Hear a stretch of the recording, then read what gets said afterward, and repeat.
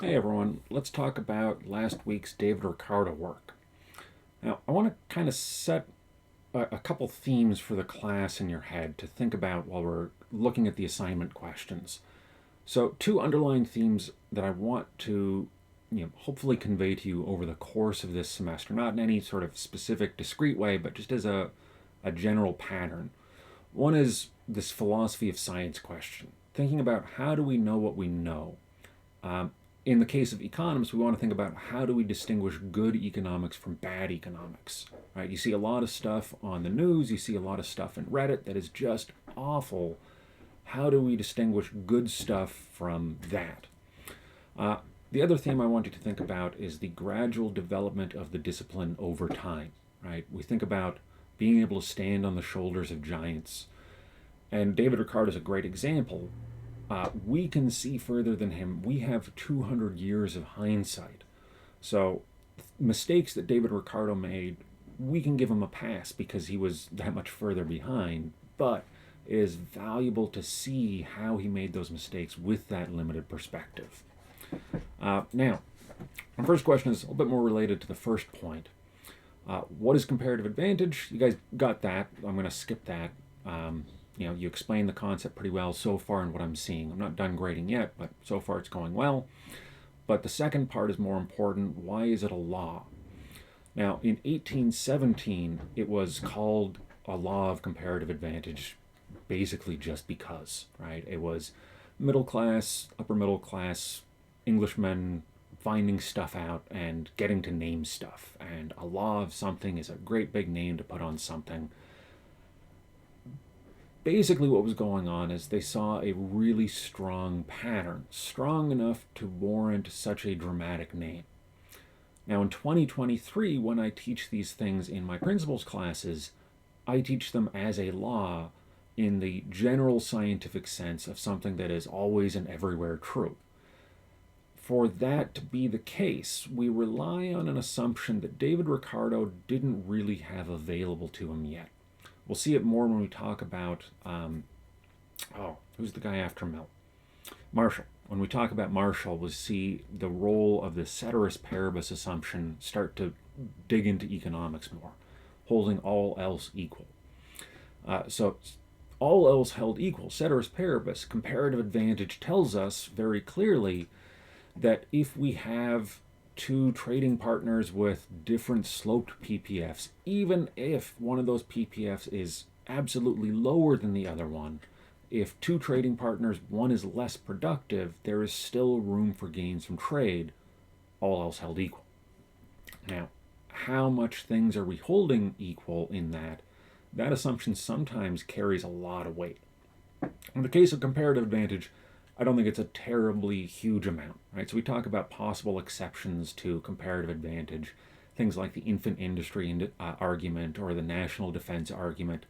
Okay, those are counterpoints where you might say, let's forego some of the economic efficiency in the short run for longer run considerations.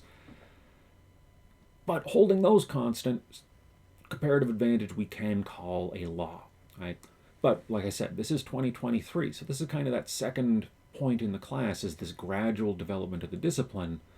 We've taken this concept that was very strong in Ricardo's time and made it much more rigorous, making it something that truly is always and everywhere. But there is an art to it, and we'll talk about that later in the semester, right? The art of how much stuff you might possibly hide in ceteris paribus. So, on to the cost of protectionism. So, to put it simply, and I'm going to use this PPF as sort of a foil here, let's just say we're thinking about you as a person have some capacity to make cloth or wine, and within your PPF, your production possibilities frontiers, these are the states of the world that you might find yourself in. And your question is, what's the best state of the world to be in? So let's say you're England, and maybe this green spot represents what is your hypothetical best. What we have to ask is, do you have natural incentive to look for what's best for you? And Adam Smith gives us pretty good reason to believe the answer is yes, and he also gives us good reason to think that even if we're thinking not at the level of individual, but at the level of groups, that people being self-interested still promote other people's ends. as though there's some invisible hand directing them to this pro-social outcome. So this is maybe possibly another heavy assumption here, this assumption of people pursuing their self-interest leading to this pro-social outcome, something we also talked a little bit about. We mentioned Arthur Pigou in the book this week. I think that was this week. If not, we'll see him again later when we talk about externalities. But at the time that Smith's writing, he's basically got it, right? Again, thinking about the difference of 200 years ago versus now, we can use ceteris paribus to make this almost mathematically rigorous, and we can sometimes hide stuff in ceteris paribus. But to the extent you don't really even need to hold stuff constant, you've really got a strong pattern that you found in the world. Smith's invisible hand, certainly at the time he's writing, in the context he's writing with a legal system where you're not allowed to hit someone over the head and take their stuff, self-interest was leading in general in productive directions. So, onto protectionism. What does protectionism mean in this context? It basically means cutting off some chunk of your range of possibilities. So let's say we just cut off this, I'm going to use myself to cut off that bottom triangle. Now we can't get to that bottom triangle. Well, what happens? Well, if this green spot was as good as we could do, then we've done nothing, right? But that's really your best case scenario. You cut off a possibility, you say, we're not going to import wheat from France, but it turns out you didn't import wheat from France anyways. But if you are putting tariffs on things that you actually do import, take the example of steel. We import steel, we produce steel at home, but we do import steel. So if we cut off our access to imported steel, we are reducing the range of inputs we have to make stuff, period. Right? It ends up hurting us in the auto industry when it becomes more costly to make a car. And this is why it's possible to have these protectionist measures where it costs like $500,000 to protect a job that pays $75,000. It's just not a good way to try and do things. The mercantilist logic does not hold. So a simple way to explain why do the cost of protectionism outweigh the benefits is, well, if we assume that people are naturally directed towards the productive, ideal outcomes anyways, then cutting off a perfectly good outcome can only harm you. It can never make things better.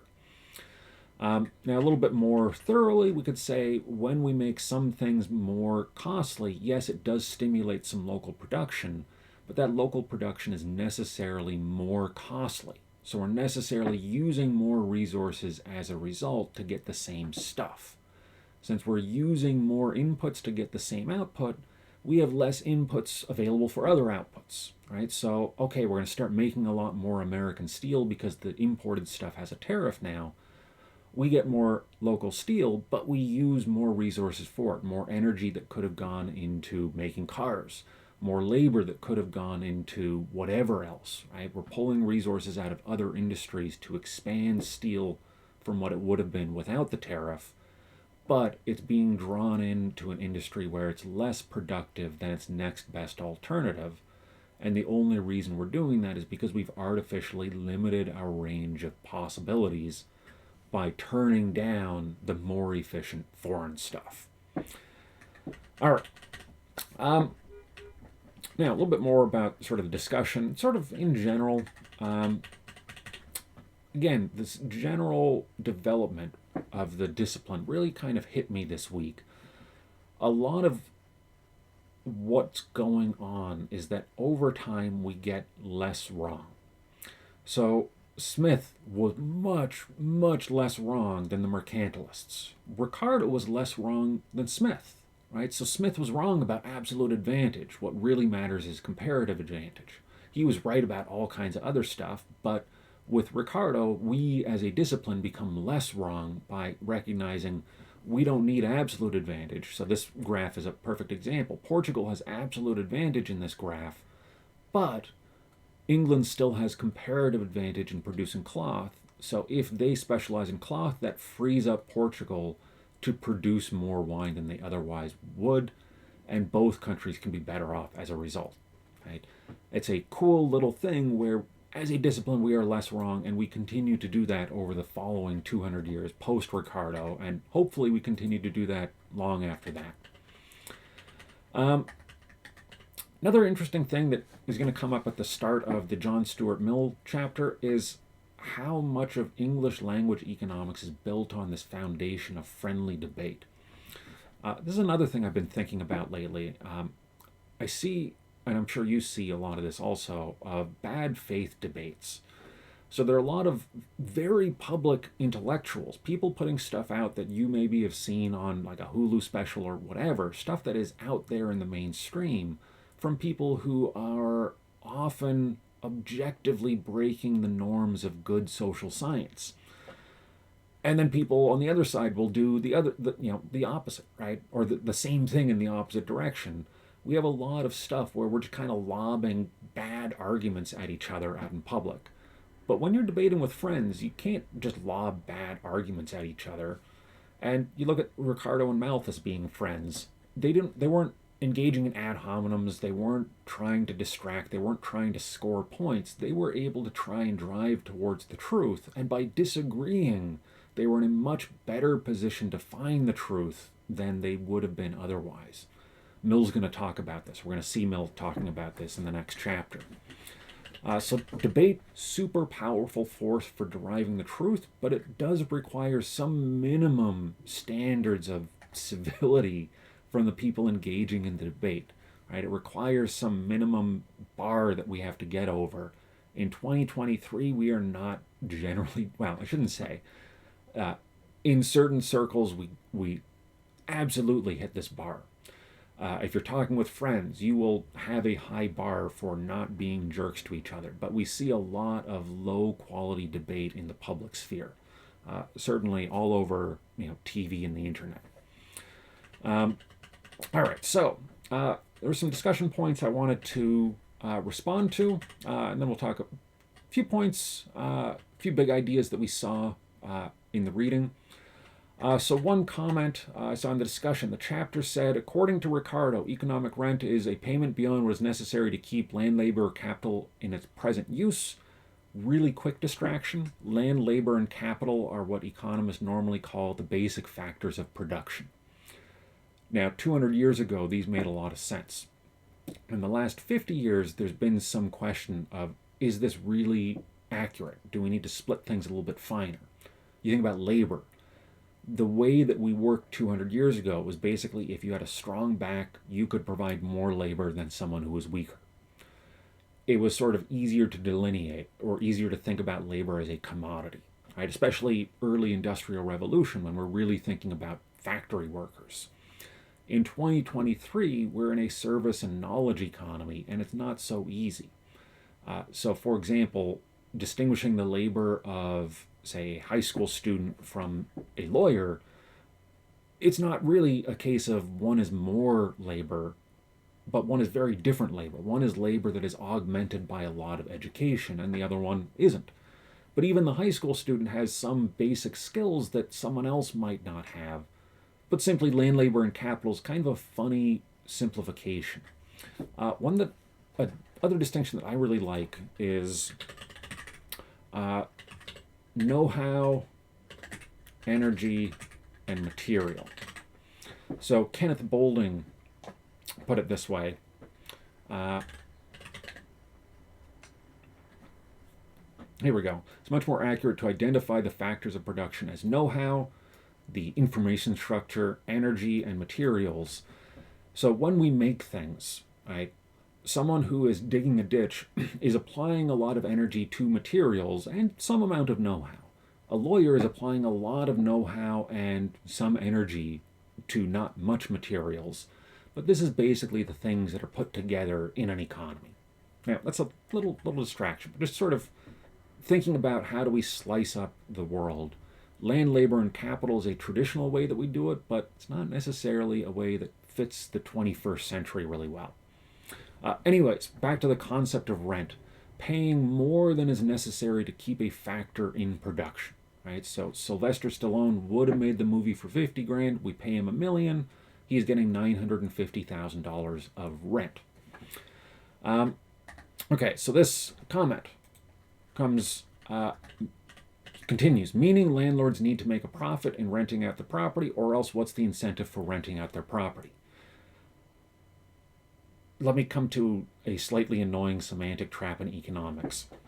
Strictly speaking, what we need is zero economic profit. You have to make enough to cover your opportunity cost. So if your next best alternative is to buy government bonds at 4% interest rate, if you're going to put your money into a rental property instead, you're not going to be willing to do that unless your expected return is better than 4%, right? Between all the ways that you might make a return on that property. So landlord needs to cover their costs. They need to cover their opportunity cost. And sometimes we say this means they need to make a normal profit. And a normal profit just means you're doing about as well as you would buying a government bond when we account for risk. If the landlord actually lists their property unreasonably above fair market value, then they will have a hard time finding a tenant, right? This is an important point. When we talk about what's a fair price, we, as people, kind of have this thought of, well, it's fair if I think it's fair. I know what's fair. I can point to it when I see it, but I can't define it. For an economist, right, or a social scientist in general, you want to define your terms rigorously so that we can have a meaningful debate rather than talking past each other because we have different notions of fairness. For an economist, we try to pull our value judgments out of the analysis as much as we can. We want to think about, what do the people making the decisions, what are they after? I don't really know what they're after, but if I see them pursuing certain goals, I can assume that those goals must be valuable to them. They must be important. So on the point of fairness, if the tenant voluntarily pays the rent, for an economist, we just see, well, they obviously think that it's better than their next best alternative. If they voluntarily paid the rent, they must think it's fair. They might be in an unlucky position. It might be an unpleasant thing, right? No one likes to pay their mortgage, but, right, if you're stuck paying a certain amount in rent because that's the market conditions, well, that's the market conditions, right? Your alternative would be to go to another market. Now, that kind of makes it sound simpler than it actually is, but that's sort of a simple economic point to bring to this. It's also not as simple as on the other side of, that's not fair, man. I know what's fair. Yeah, we have an intuition for what's fair, but defining your terms makes it a little bit harder to make the argument. Now, we do have this other thing of, okay, well, you try and get the best rent you can, but the options are crap. Why is the rent so high? Well, the real world answer is politics. And this is where the unfairness lies, right? The landlord charges the rent that matches the market, but the market is influenced by the legal structure, right? This is, again, that ceteris paribus thing. We have supply and demand. Let's pull up a supply and demand graph real quick.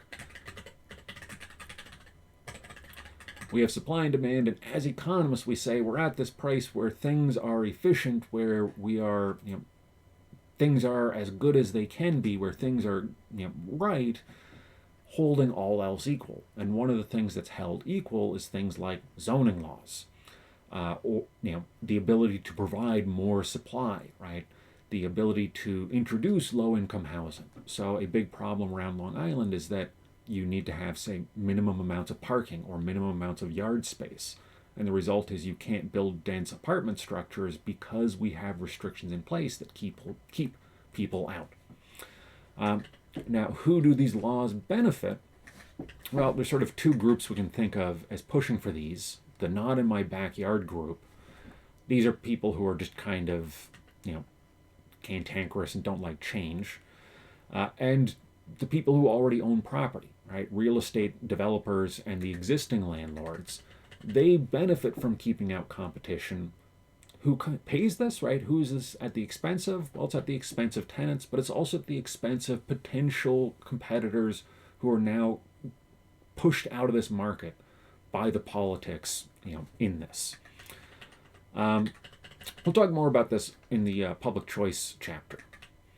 But something I want to plant in your mind also is that when we think about, so you think about something like rent. We in this classroom are all going to agree, yeah, we want to see things change to make rent more manageable. We want to see rent cheaper. We want to see the landlords have their costs covered also, right? We want to see everyone do okay. But certainly we can all agree this hurts the poor and we want to help them. Now, what does it mean to be poor is sort of a question I want to plant in your mind. It's easy for us to say, let's have the government do a thing to help the poor, but in a very important sense, what it means to be poor, right? Especially we're thinking about David Ricardo. It's not economics at that point, it's political economy. In a political economic context, what it means to be poor is to be the disenfranchised, to be the people who are at the bottom of the totem pole, the people who are the least politically important, right? You and I can agree that morally, ethically, they are as important as anyone else, and maybe even a little more so since they're at such a disadvantage. But what it means to be poor is basically that you are politically unimportant. You don't have power. That's why you're poor. So when we say, let's have the powerful help the powerless, that's a very nice sentiment, and it's a sentiment that we should, try to instill in ourselves, absolutely. But we also have to recognize that we're basically saying, let's have the system do the opposite of what the system does. So be careful with utopian thoughts. We'll talk more about utopianism in the Marx chapter. All right. And just to wrap up, a couple big concepts we saw. So we talked a little bit about rent. We also saw this general thing of profits go to the scarce factor. So you think about something like, what's his face? Sylvester Stallone. Sylvester Stallone hypothetically willing to make a movie for $50,000, instead he gets $1 million. Why is he get paid the $1 million? It's probably the case that there's a lot of value being provided by the writers, the crew, the rest of the cast. There's no doubt that the project wouldn't work without all the people who aren't Sylvester Stallone. So why does Sylvester Stallone get such a big piece of the profits of this project? It's because a Sylvester Stallone movie is a Sylvester Stallone movie, right? There's only one Sylvester Stallone. The lighting guy is really important, but if he quits, you can hire another guy. He is relatively replaceable. The lighting guy isn't as scarce as Sylvester Stallone is. Profits go to the scarce factor. Something that I think undergrads could definitely benefit from is the book So Good They Can't Ignore You by Cal Newport. And a really important point he makes here is it's not just a question of do what your passion is and you'll be fine. It's a question of finding where you can be the scarce factor. What actually makes people happy? It's having the ability to set the terms of their employment, being able to have some autonomy, being able to direct themselves, having some money too. And the way you get all those things is by being the scarce factor in the transaction between you and your employer, right? Or you and your customers. So having a very unique and valuable product is what you want. Something that's hard for other people to do. If you have a passion for something, that might make it relatively easier for you to do, but more important is thinking in these invisible hand terms about what other people are willing to pay for. So we all as people want to get rents for ourselves, and the way to get that is to get really good at things, get better at things than other people, get so good that people can't ignore you. Definitely find this book at the library, or buy it on Amazon or your favorite place. Great book. Comparative advantage, we talked about that. Say's Law came up a little bit. I think it's worth kind of pondering on that, but we'll talk about that more in the future. But just to say right now, Say's Law is often said supply creates its own demand. That's a bumper sticker version of it, and that captures a very narrow slice of the larger concept. Right? It's much more complicated than that. And then The Prisoner's Dilemma is a very cool model because it does a really good job of really stripping a situation down to its absolute bare essentials. So this is a really cool demonstration of my favorite social science project, The Evolution of Cooperation. If you go to ncase.me/trust, ncase.me/trust. Nikki Case made this great interactive, illuminating this idea. So here's a prisoner's dilemma. You got this situation, and if I cheat and they cheat, right, we're in a bad situation. If I cooperate and they cheat, then I get ripped off. They're in a good situation. We have a known equilibrium in this game, which is we cheat each other, right? So the game is basically this very simple thing. You do a good thing, you do a bad thing, and you got another person you're interacting with. It is the simplest possible social scientific model that we can make, and it gets at the most important question, which is when will people be nice to each other and when will they be jerks? That's basically what all social science builds up to, right? We have complicated refinements on that idea, but it all really boils down to when can I count on the other person to do something nice to me? When should I be afraid of them? When should I try and take advantage of them? How can we set up a world where we don't try to take advantage of each other and instead we try to cooperate with each other? It's all variations on the prisoner's dilemma. The prisoner's dilemma, we have this short-run incentive to cheat, but, right, so in this case, I cheat on my partner and I end up ahead, they end up losing. So I keep trying to cheat, they cheat, well, now we get nothing, right? But if we were able to cooperate, in that case, we'd both be able to get 2. So let's try this again. Let's see if they'll cooperate with me. When we both cooperate, we both end up better off than if we both cheat, right? Cooperating is good. It's how we get a modern economy. It's how we're more productive than cavemen, right? It's how we don't have to die of polio anymore. It's because people cooperate with each other. Even though we have incentives to steal from each other, to go for that short-run gain. How does that happen? Part of what I like about this story is it also is a very simple demonstration of rationality. So what should you do in this situation? Should you cheat or should you cooperate? We as economists might look at this and think, let's build an elaborate model to try and find out the best solution. But people aren't like that, right? People, they're going to follow their gut. Okay, well, how do we make a model of follow your gut? Well, one possibility is we think about some possible different basic strategies that people might have. For example, we might have people who always cooperate, some people who always cheat, and some people who do whatever the last person did, or the last person they interacted with did. So in this evolution of cooperation project, we've got a lot of agents interacting with each other, and we see which types of strategies do well over time. So we put them in a contest, we get rid of the less successful ones, we increase the more successful ones, and we keep repeating, and we see what happens. We basically put some evolutionary pressure on this. But now notice this, as we go through, the environment is changing. So copycats weren't doing as well at the beginning when there was a bunch of always cooperators, but now the game has changed. The environment has changed. Your strategy in this case is part of other people's environment. Like I said, this is really exciting, and I want to just go into this and go through the entire thing with you. But I'm just going to encourage you guys to check it out, because otherwise I'm just going to yammer on and on forever. Hopefully later in the semester we'll talk a little bit about computational economics and behavioral econ and bounded rationality. But since the prisoner's dilemma came up, I just thought I'd show you a really cool demonstration of that. All right, let's close it there. I will talk to you guys in the future. Looking forward to finishing off your assignments. Adios.